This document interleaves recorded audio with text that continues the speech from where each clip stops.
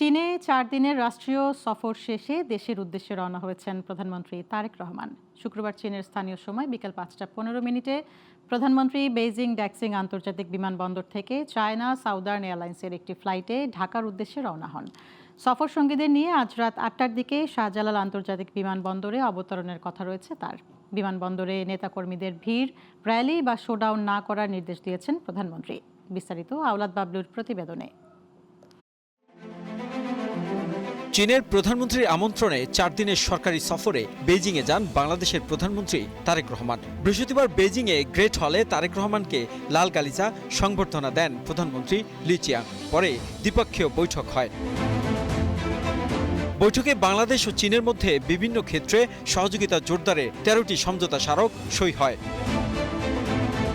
এই সফরকে বাংলাদেশের অর্থনীতি ও কূটনীতিক সম্পর্কের জন্য গুরুত্বপূর্ণ বলে মনে করছে সরকার। একটা দীর্ঘমেয়াদী কৌশলগত অংশীদারিত্বের সম্পর্ক তৈরি হয়েছে, যার ভিত্তি আমাদের দ্বিপাক্ষিক সম্পর্কের উপর বহুপাক্ষিক আলাপ আলোচনা এবং বিষয়কে আমরা কভার করেছি।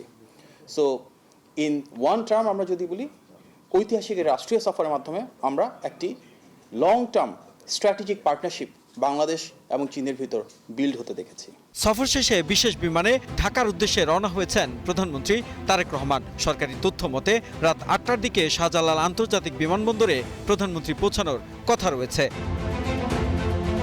এর আগে দলীয় নেতাকর্মীদের উদ্দেশ্যে প্রধানমন্ত্রীর দেয়া নির্দেশনায় বলা হয়, বিমানবন্দর বা সড়কে কোনো র্যালি, মোটরসাইকেল শোভাযাত্রা করা যাবে না। বাংলাদেশের রাজনৈতিক সংস্কৃতিতে বিদেশ সফর শেষে শীর্ষ নেতাদের সংবর্ধনায় বড় ধরনের শোডাউন নতুন নয়।